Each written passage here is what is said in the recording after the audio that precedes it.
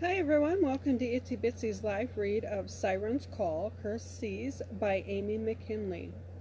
Prologue. Lightning split the sky and thunder cracked. Vibrations rumbled along the bones of the tiny cottage. Howling wind battered the window coverings and invited splinters of rain inside. Neresa's fingers clutched the hand-woven blanket close as she shifted on the bed that served as a couch during the day. The ropes creaked in response until she laid prone. In between lulls from the raging storm, her pulse pounded loud in her ears. Please be safe, Petrulius. A sailor, her father was again away at sea. The only good that came from his absence was his inability to witness her night terrors. For several years they plagued her, their duration of late only increasing. Tonight would be no different. The gale raged outside just as much as the one brewing in her subconscious. As the fury of the storm lessened, she drifted into slumber's precarious embrace. Morning came fast, and with its arrival, the cry of seagulls filled the air. Waves rolled in and wild abandon against a newly rearranged shoreline. Nerissa jerked upright, drenched in sweat, mouth wide with a soundless scream. Gaze darting, she ground herself in the sight of the well-worn cottage she and her father called home.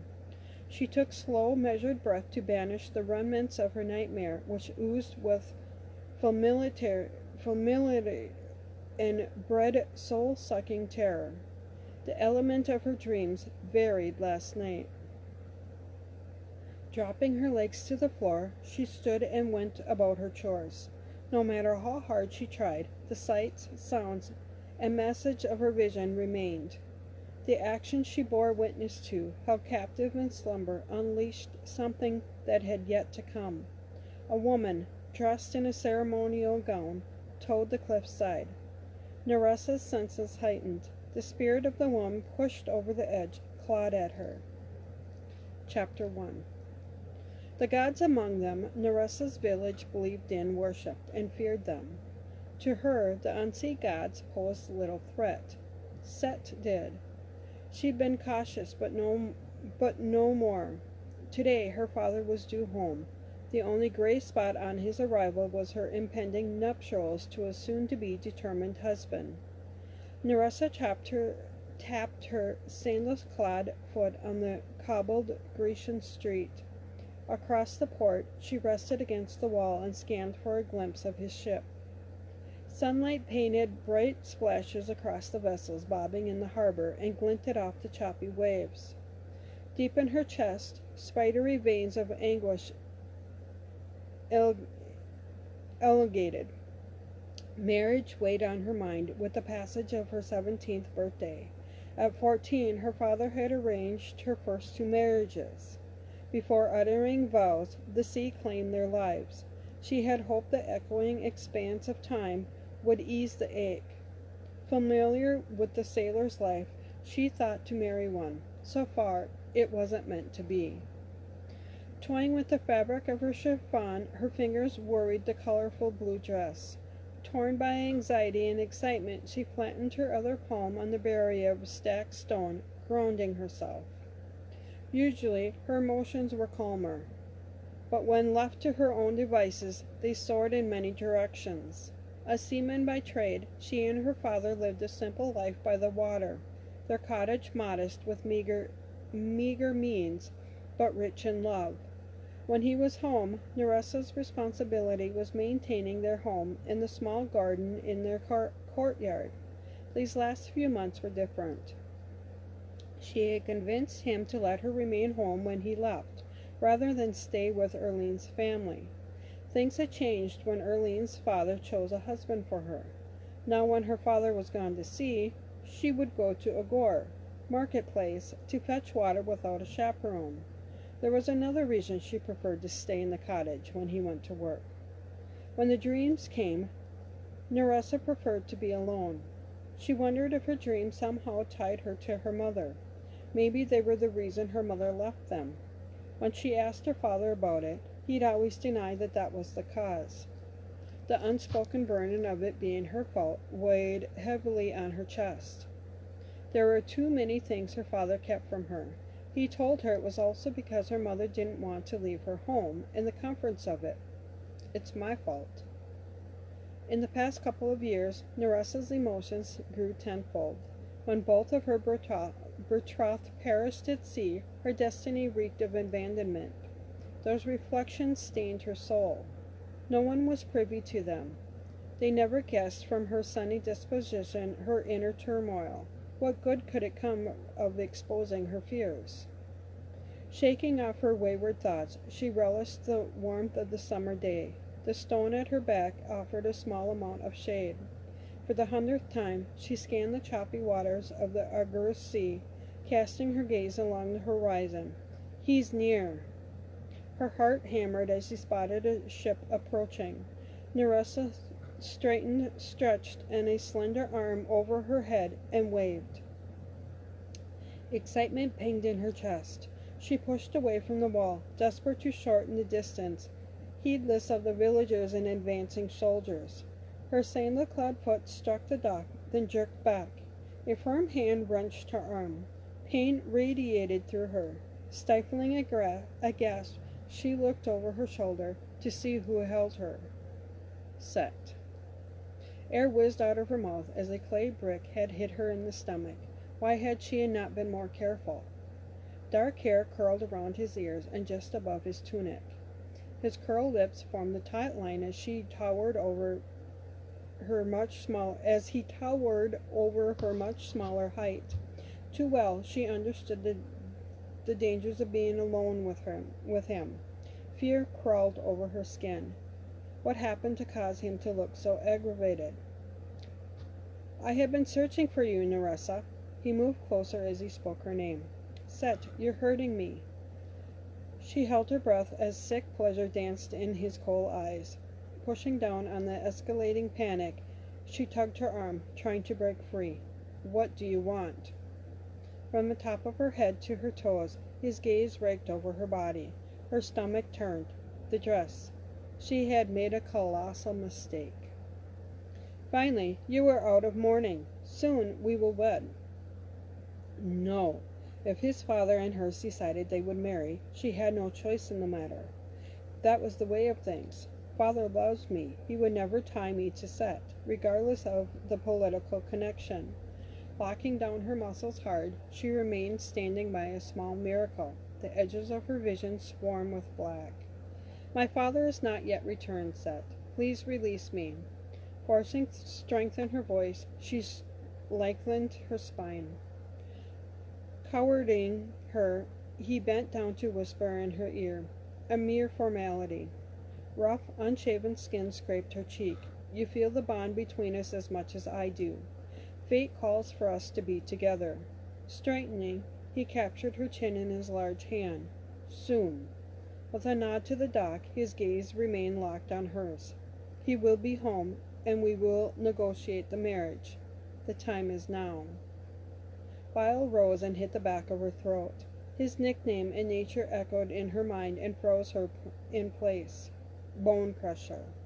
He set his sights on her, claiming their union was destined.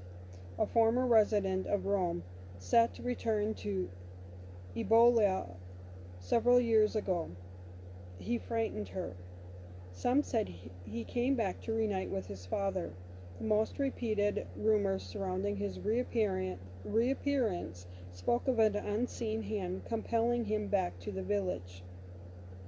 Speculation was that his father had manipulated political strings so that his son could begin anew, a son who had terrorized and ransacked residences. All knew his favorite method of fighting had been with a whip, club, and shield. So barbaric. An insoluble sadist, he took immense pleasure in punishing those who went against him, crushing their bones with his club. The leader's decree he served as a foot soldier, a guard to the Orcal, and a sailor aboard one of his father's ships. His status had improved some, but many were watchful. Dowry. His family must need it to replenish what they used to secure his release from Rome. Unable to stop the quiver that ran through her, she took a tentative step back. With her upper arm restrained by his grasp, she bumped into someone. Swiveling her head, she met kind eyes, and her knees buckled with relief. Nerissa, I did not expect to see you here. Erlene requests your company and help with our new infant. Keeping his hands on her shoulders, Marcus moved sideways. He pulled her with and forced Set to drop his too tight grip. Set, you are wanted at the temple. She repressed a shudder, having avoided the temple that sat high atop the cliff. Often when she neared the sacred land, violent emotions swarmed her, followed by enchanting whispers. Spied from the corner of her eye, her father's boat grew closer, and her breath caught in her throat. The seconds lengthened. Set seemed to war with himself before turning his large body in the direction of the cliff. Chapter 2. Following Set's departure, Nerissa relaxed. She promised Marcus to visit Erlene as soon as she spent time with her father. At least Marcus had lightened her worries a little. He'd shared with her that Set's father was planning on marrying his son to a fellow council girl's daughter for political gain. Surely he'd stop pursuing her. The commotion from the ship's arrival regained her attention. The sea hadn't relinquished its bounty. Her father and his men had traveled farther. Several days had passed since he had gone to sea, and happiness filled her heart with his return. She waited for him to resolve his business with the boat and crew before he joined her. Her hope was that of good news. If nothing came back, and they in the town, they were in for a rough time. Her father was the best sailor in the village, and the king was fond of him, as much of a leader could be. She's never trusted any of the members of the council, especially not the Orcal in their employ. How could she? What was the annual sacrifice? Lost in thought, Nerissa shivered when a shadow fell over her. Her body tensed, preparing for the potential threat. Missed you, patted Moo. My child, a dead giveaway. She whipped around to find her father standing there. Plus, she knew the cagey voice anywhere. With a fast blink, the bright light from her eyes diminished and brought his weathered face into focus. Patalucius! With a squeal, she flung herself against his barreled chest, at once wrapped in comforting arms. Thrilled to see him, healthy in return from his voyage, she clung tight. Rough whiskers tickled the top of her head as his gruff voice found her ear. I spotted you along the coastline as I entered the harbor, Nerissa. He pulled back. His gaze narrowed as he swept a long strand of hair from her face and tucked it behind her ear. He saw me? Needing a respite from waiting, she had wandered the shore for a while before returning to her place by the wall.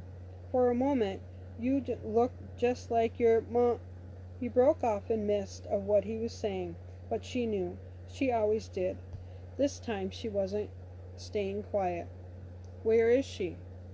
She implored. Why won't he tell me? A gusty sigh exploded from his lips, and before her eyes she swore her father aged. For the first time, strain etched deep grooves around his mouth and warm whiskey eyes. She clasped one of his large calloused hands in her own. Tell me, Patalucius, for once, tell me something besides how much I resemble her. Releasing her hand, he ran his fingers through his dark mahogany hair, streaked with silver. Had that been there before? Walk with me for a moment. Moving away from the bustle of the dock, they traveled a long way down the shoreline. Thank you for listening to this portion.